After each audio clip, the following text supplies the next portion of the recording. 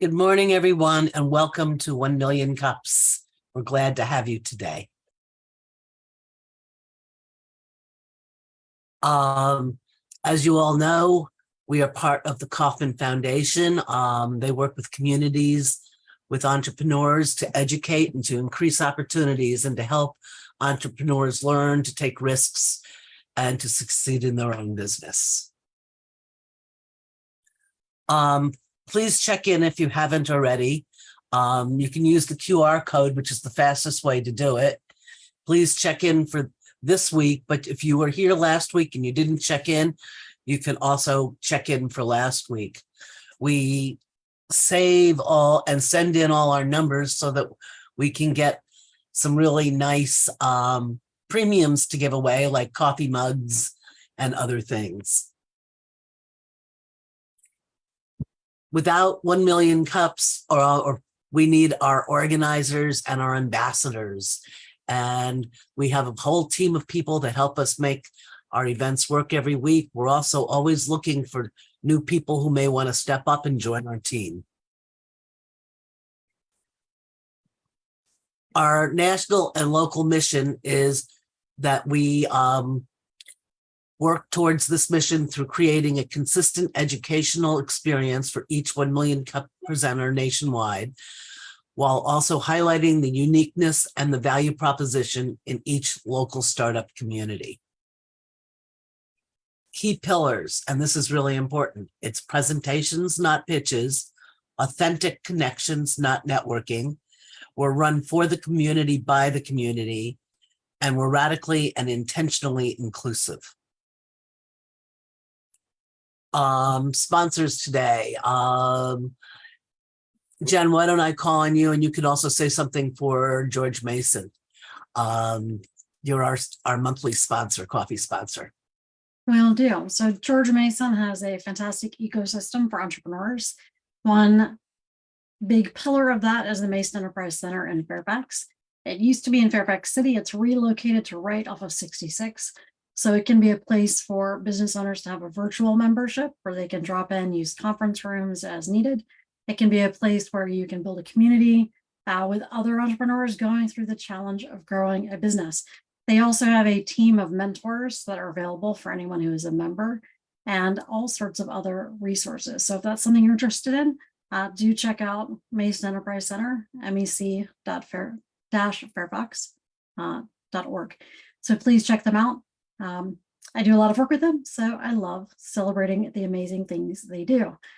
And my company is Brand Mirror. I'm a personal brand strategist for entrepreneurs and executives. So if you believe that you need more visibility in order to grow not only your impact, but your revenue, please reach out to me. I can help you, even if it's just starting with an assessment of how you're showing up online and how that might impact not only business development, but hiring and keeping your talent. So please reach out to me, brandmirror.com. And with that, I'll hand it back to you, Melinda. Thank you. So how our virtual meetings work, and all of you or most of you know how we do this. If you want to ask a question, please raise your hand. And today moderating is John. He will call on you. You can raise your hand many ways, physically and also with the icon. Once he calls on you, please identify yourself and ask your question. Make it sweet, short, simple, so that we can then let the next person go on, because we want to have as many comments and input for our speaker, Carolyn, today as possible. And then put your microphone back on mute after you're done talking.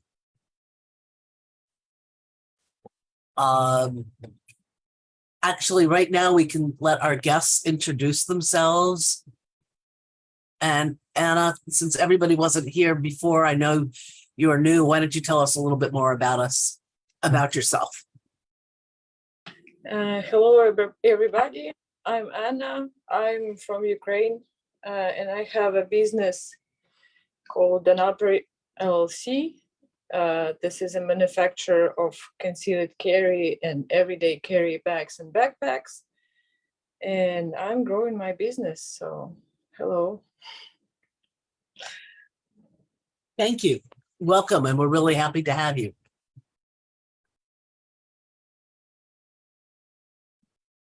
So with this, I introduce Carolyn and TaylorMcKiney Strategies. Welcome. Good morning, everyone. I feel like I'm at home talking to family. So I'm just going to get started. I've done this once before at the beginning, and I just want to introduce this. I'm going to reintroduce TaylorMcKiney Strategies. And my challenge question is locating industries and organizations that may benefit from using my services for their employees. So I started my company, TaylorMcKiney Strategies, LLC, to assist women to having a life of their dreams on their terms. And that came from the fact that for so long in my own personal life, I was living the life that someone else had designed for me, whether it was my family members or even society at large, where there were designs and caveats in life that were telling me the life that I should live. And I found that I wasn't happy doing that, even though I did it. So I wanted to start a company where I could help women to really delve deeply into what they really want in their lives so that they can live life on their own terms. Next slide, please. So I started my company in 2021. That's when I officially got my LLC. I'd been doing coaching and consulting along, but in 2021, I made it official. 2022, I got my first sale, first coaching client, and I continually to launch and relaunch and rethink my value proposition as I go along and as I continue to grow.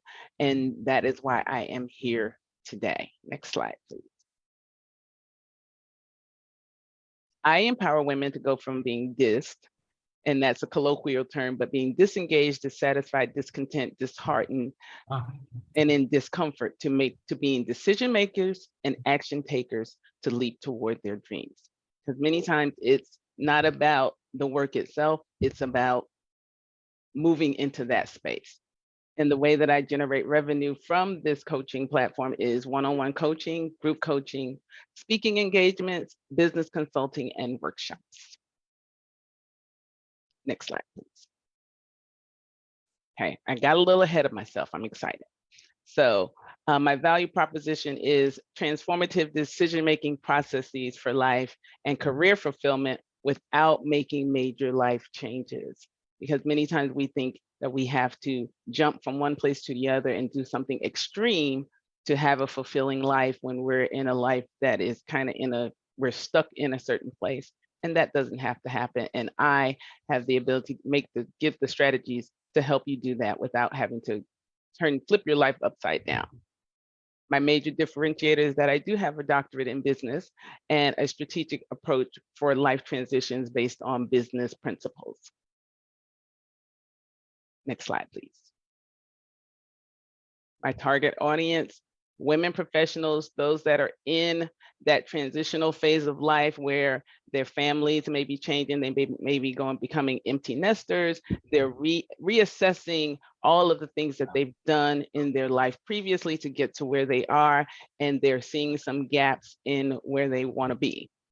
And public and private organizations having challenges retaining that long-term clients, those employees that are looking for something else, something different, something more invigorating. And so they're making the leap and they're leaving their corporate positions and they're going to do something else.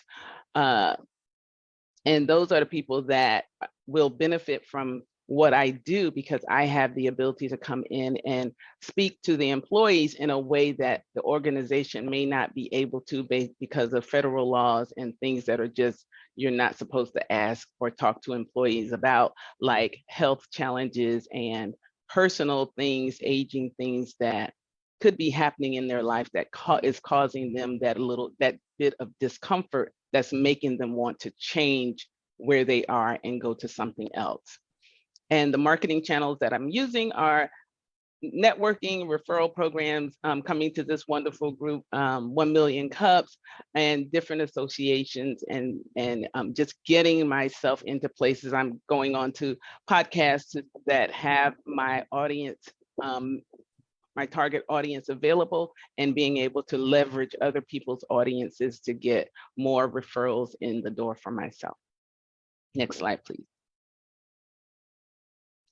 My competitors at this point are leadership coaches, executive coaches that are, and Tina Brigley is one that I have, I know her. So she's a female leadership coach looking for the divine feminine in leadership, and basically internet searches. A lot of people are just going through and reading blogs, trying to figure this whole midlife thing, what to do, how to navigate the discomfort that they're feeling. And these are my biggest competitors that I'm facing right now, because many times it's trying to break that glass ceiling to get that next promotion, thinking that that's going to be the magic bullet that gets you into the comfort that you seek and desire. Next slide. So what I can do with my competitors to expand my business opportunities is my services are employee facing instead of focusing on the leadership, to achieve metric-based results for the company, like improving morale, productivity, and employee retention, because a happy employee is more likely to be a loyal and stable employee. So if I can help the employee get what they need without leaving the organization, by default, I can also help the metrics within that organization. Next slide. So back to my challenge question is, what industries or organizations are available that may benefit from using my services for their employees to support their business metrics? Thank you. Thank you, Carolyn, and certainly a round of applause. Really appreciate you presenting to us this morning. So we're going to open it up for questions. Looking for hands. I recognize Jen for starters. I'd love to just kick us off. Carolyn, can you describe some of the values or culture, elements of culture that you look for in companies you want to work with? Mainly companies that tend to not turn over their employees, where employees go for that security. So they're looking for a secure, long-term relationship where they're looking for a retirement, something like government services, state services, maybe school systems, things like that, where employees and nursing, healthcare, where employees go because that is a purpose-driven organization, like healthcare and education, higher education, things like that, where people tend to stay long term. Okay. I've got John Foster, then Ken Portnoy, then Scott Alford. Great. Well, I've got to tell you, Carolyn, I was really excited to be up this morning and to hear your presentation, because it's always great to have a better understanding as far as what people are doing. And I do at some point love to have coffee. One of the things I was looking at is, I always fall back to LinkedIn, and one of the things you may want to take a look at is your messaging, because I think in your question as far as looking at organizations and looking at individuals, and I think you're looking for individuals through the organizations. Is that what I'm hearing? Yes. Yes. Okay, so you're trying to find the organizations that will then lead to the individuals. Correct. Okay. So when I look at your LinkedIn profile, I know you've got a company page and an individual page. I would just look at your messaging there. And I'm happy to discuss that, at any time, but I would look at your messaging there, because it's to me a little confusing. Okay. Sounds good. I will Anyway, definitely thank take you a for look at being it. here. Awesome presentation. Thank you, John. Thank you, John. Ken. Carolyn, think very, very highly of the kind of mission that you're on.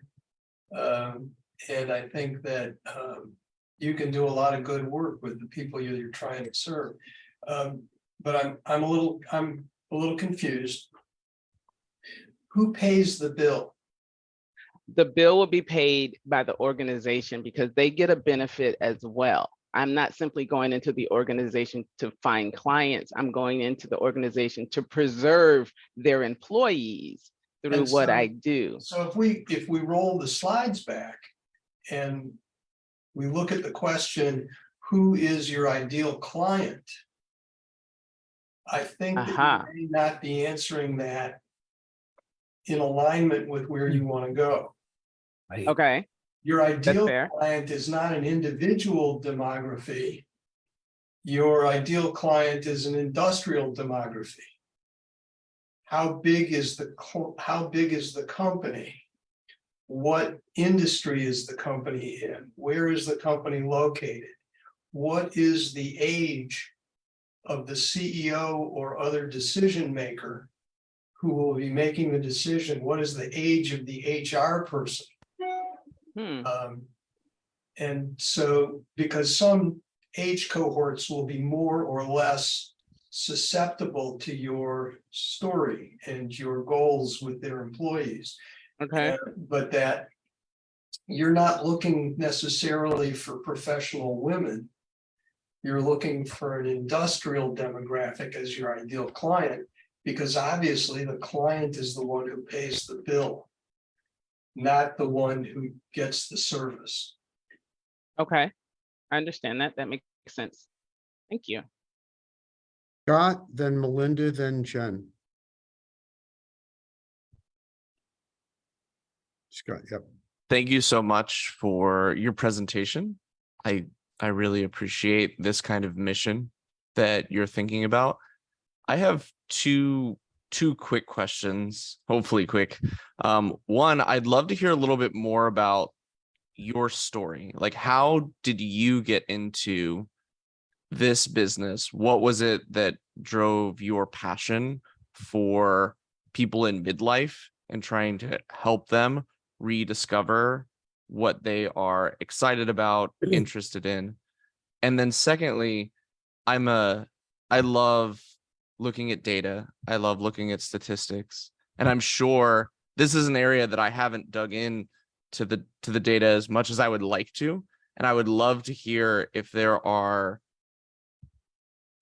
there data trends that you are looking at that have prompted or changed the way that you're looking to approach this kind of business? Yes, and this has just come up just recently, is information on like the Great Resignation, quiet quitting, those kinds of things where people are unhappy in, or seemingly unhappy, or showing signs of being unhappy in their jobs, and yet feeling like they have to stay here, but they're not going to do much. So they're unhappy in their jobs, but they feel like they have to stay for their livelihood's sake. And they feel like they may not have any other option except to stay. And those are some of the trends that on the business side of the house, the research that I've looked at as far as midlife concerns, there's not a lot of, there's information in the research that shows this is a trend, except you don't really see hard numbers, especially in the United States type of research. It's more driven from China and things like that. So the information on the research in the United States is not quite as clear for my demographic, but the information on the business side related to quiet quitting and working your wage and the Great Resignation are showing that companies are really impacted by what people in this midlife stage, the type of decisions that they're making for their own personal benefit, and the impact that it's having on the company is vast. Great, thank you for that. And just a little bit, I'd love to hear a little bit more about your story, how you got involved in this. My story kind of came along right around the pandemic. I found myself in a city where I didn't have any family members. I had just come to a true empty nest. My son had gone off to college and I came back to an empty house. I was working from home in a job that really, I had the job, I kept the job because I had to take care of my family. And then I began to just simply reevaluate all of the things that were going on with me in that particular time and feeling like this is not me. I did this because I had to do life. And now I just kind of made a decision that I wanted to do me now. I wanted to do what I wanted to do, the way that I wanted to do it, where I wanted to be with people that I wanted to be with. And just breaking myself out of that mold took pretty much all of 2020 just to get myself out of this fixed mindset about the way life was supposed to be. So it took me a whole year to do that. And then I started my business and started really thinking, now, if this is happening to me, how many other people are in a similar state? And then it became my mission. And I found that I was able to really encourage other people by doing some of the things I did, taking major leaps of faith, like, quitting my job and moving 2,000 miles across country, driving across country to get to my new life, and then, having that new life. And it was invigorating for me. I'm still on that quest. I'm loving each day of it, even though sometimes it can get difficult. And I know that if other people gave themselves a chance to have that life, just taking one little step, they would be better off instead of feeling like they are resigned to live this life where they're dissatisfied, disengaged, but they have to do it because this is all that they know. So that's my biggest story. Beautiful, beautiful. Melinda, then Jen, then John Foster and Ken Portnoy. So I want to focus on your question of who you can, what organizations. And I wanted to start out with some of the women's organizations that I've been involved in over the years, like NABO, like American Business Women's Association. There are tons of women's organizations here locally. But in addition to that, you've got the option to go after the national organizations and become a keynote speaker at the national conventions or whatever they're doing online these days on Zoom or whatever they're using. You could be a speaker and you could offer a special deal to anybody who joins where they get a certain number of sessions free or whatever you might want to do if they sign up after your presentation. You don't make it a sales pitch, but you just say, if anybody is interested in joining today or getting some help from me today, we will offer a special discount to the organization because you're a member of the organization. I also wrote down outplacement companies. There was a company years ago called Gray Hair Management, and they're still really popular. They're out of Chicago, but it's people who are going through career changes. I think that's also a really good opportunity for you. And then I also thought about it, chambers, of course, all the local chambers, and you can go for the national chambers and the regional chambers as well. And the niche chambers like the Asian chamber, the Black chamber. And then my last one was to do Zoom calls where you might offer a presentation for free and you promote it through 1 Million Cups and other calendars. And again, you offer something to the attendees that for more information. And I think that could be very helpful. And then ASAE has their annual trade show. They're still doing it. What a great way to reach out to a bunch of associations that might need your help. Now, So- what is ASAE? It's the Association for Association People. Okay. Right? And they don't use their letters anymore to who they are. But almost all the associations, and they're headquartered down in Alexandria for their Okay. national headquarters. That's a really great organization. And if you need help with any of these, I've got contacts at all of them, and I'd be really happy to make introductions. Definitely. That would be helpful. Jen, Thank you. Carolyn, we love having you here, and Yes. speaking today, so thank you for that. Two thoughts. One would be, I'm going to build on what Ken Portnoy said. A lot of HR leaders are looking for ways to expand their benefits that they offer and really rethink benefits. And I think if you pursue your business as a perspective on what if you added in outside coaching as part of your benefits package for high potential employees, or for employees that are getting ready to move from being a doer to a manager leader, that could be an interesting employee benefit that's offered that might be very differentiated, especially because so many people are struggling with, especially post-pandemic. Who am I? What should I be focusing on? What am I good at?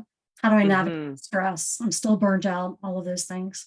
Right. It could also be part of sort of a health and wellness piece where you're working with people on navigating that. Yes. The second insight, going back to your question, I think of networks in 4 buckets, and I come up with a structure mainly to manage myself, but hopefully it'll be helpful for you. I look for networks of my peers. So where are coaches that you could also meet and talk with them and collaborate, see what they're learning, etc.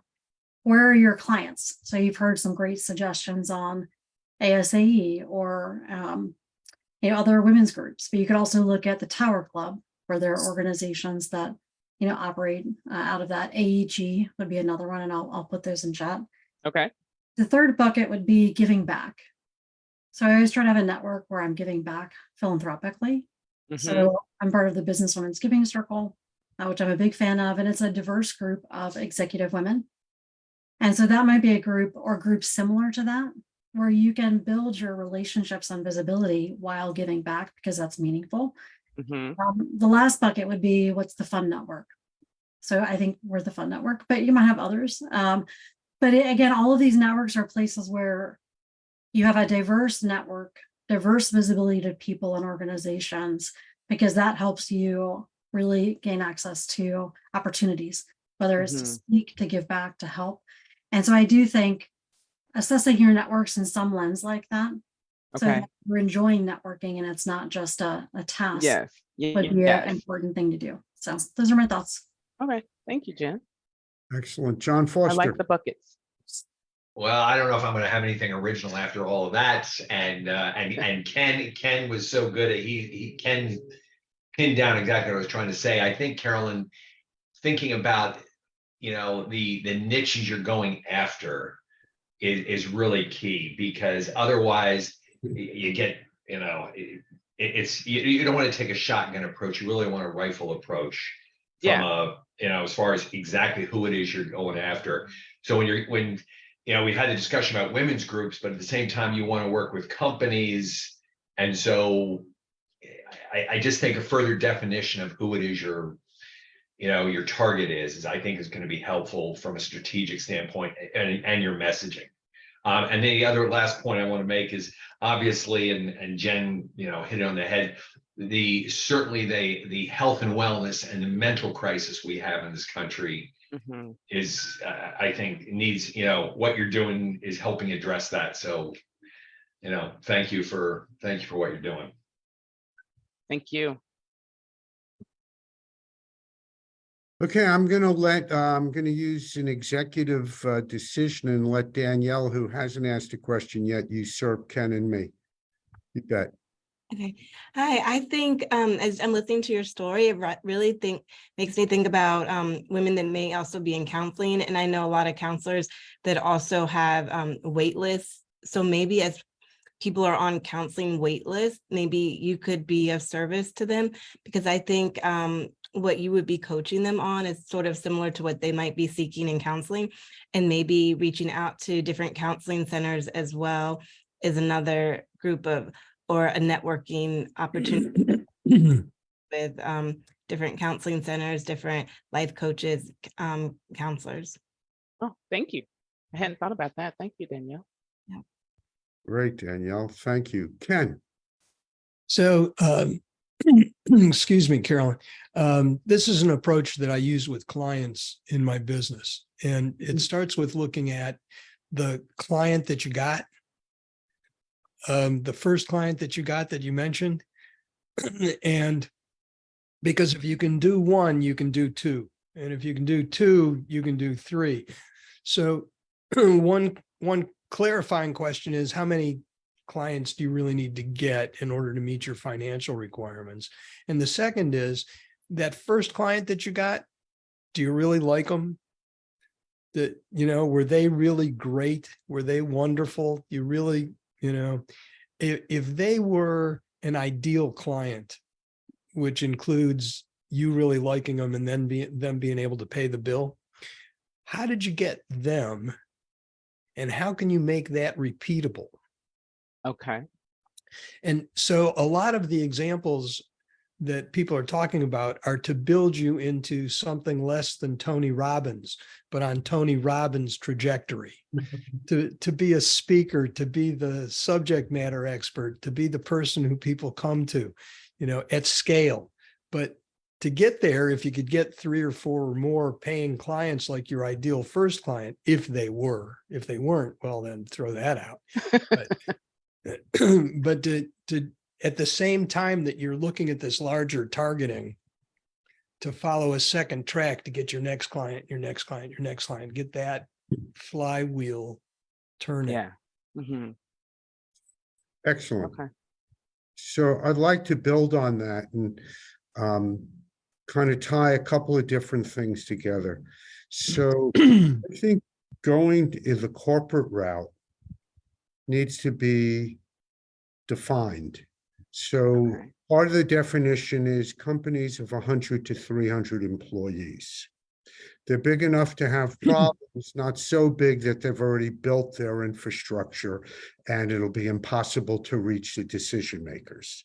And again, don't quote me on the numbers exactly. And if there's a company with a need that's only 75 people, that's great too. But you need to be going after a decent sized fish. The next thing is pick 100 of them, and maybe the number's 50 of them, and try to contact the first 5. And building on what Ken said about presuming that your first corporate client is a good client, has the need, the authority, and the money, so to speak. Mhm. Sure, finding the next one, get 2 before you have 5.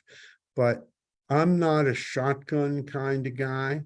And until you say, and by the way, pick 2 or 3 industries, because and in the DC area, the government contracting world is one major industry.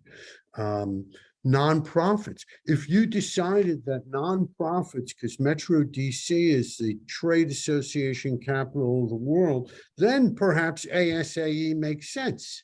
It doesn't make sense if you're going to focus on lawyers and government contractors and nursing. So by picking a couple of industries, that'll help you figure out which influential groups should be in your buckets. The last thing, tying in Mr. Forster, and messaging with metrics.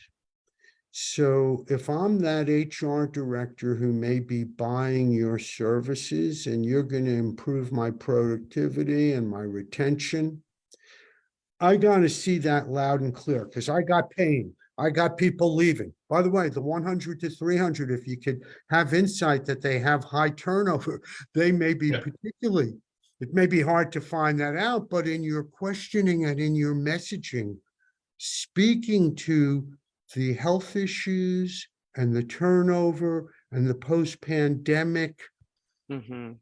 scenarios, to speak to the pain, and then the quiet, the silent quitting, and the metrics off of that,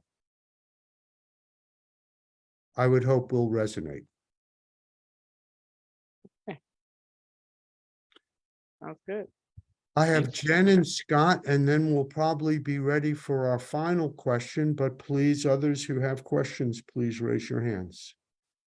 And thank you, Carolyn. That was awesome. So enjoy knowing you. Thank you, John. I appreciate you all. I have 3 quick points, and I put some of them in chat. I'll put the rest in chat as well. Okay. One is for most of the companies, at least in the DC area, or for any larger companies that you'd be looking at, they look for diversity certifications, right? Because they'd be working with you as a supplier or vendor. So I'm not sure if you've gotten women business owner certified or minority business owner certified, but both of those I would look into, because that can be a very big differentiator, especially if you're pursuing government contracting, because there's a requirement for a certain number of hours and stuff like that. Okay. Second would be, I'm not sure what differentiates you yet. So we've talked a lot about the why and the who, but it would be good to clarify what makes you different from other coaches. One way that comes to mind might be, which tools do you use? Which certifications do you have? One of the tools that you might want to look at that is different is called Career Scope. And it is an assessment counselors can use to help their clients know not only what are they good at, but what can they learn? So for a lot of the people who want to pivot in their career that you're working with, understanding what could they naturally learn to do might help them identify new career opportunities they didn't have in the past. Tools like DISC or Enneagram or Clifton Strengths Finders, those don't really do that. So I'd Okay. be very intentional about which tools you're using that you offer as another way to differentiate. Okay. And then lastly, a question for you. Do you have a sense of like what's a small, medium, or large corporate package? Because one of the things that I also think would be beneficial is not only having one-on-one coaching, but do you do group coaching? It could be group coaching of new hires for millennials and Gen Z. Could be group coaching for people moving into the manager role. That may not be what you want to do. So I'd love to get your thoughts on what might those programs look like. And if you are crafting those, that's fine. But I think to John's point, having that in a consumable way as you're making proposals or out talking with business leaders will be really important. So they can go, oh, I see it. And I have that problem and I need that solution. Okay. All right. Sounds good. I do have some packages that I am crafting. I'm still in the process of building those. So. Scott,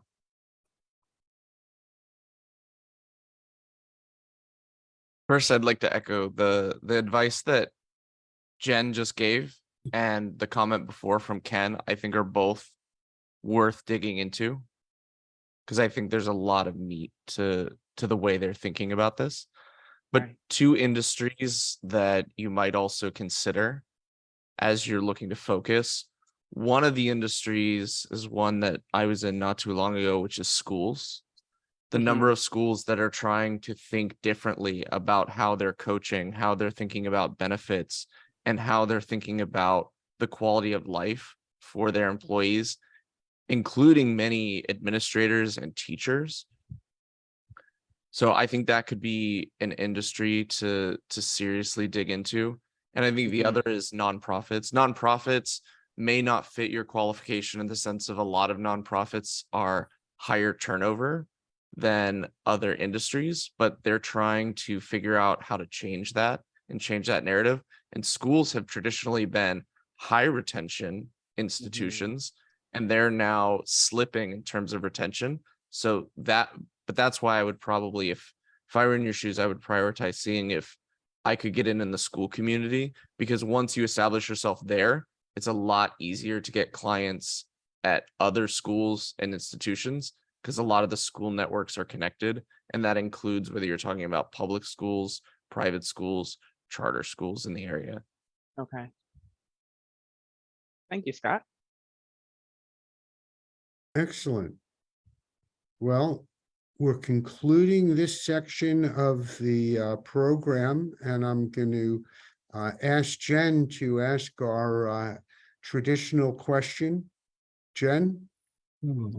Sure. As you have that slide come up, the question is, what can our 1 Million Cups community do for you? At this point, all of the information that I received today was fantastic as always, but any introductions or opportunities that you see where I can just get into those areas where I can be of service? Jen, I would love to be part of the Business Women Giving organization because I haven't had that since I've been here, an outlet where I can go and give back to communities and some community endeavors where I can really get out and be seen and serve as well. Fantastic. So for folks who chimed in with great ideas and questions, please make sure your contact information is in chat so Carolyn can reach out to you. We do have several presenters lined up for the next couple of weeks, which is extremely exciting.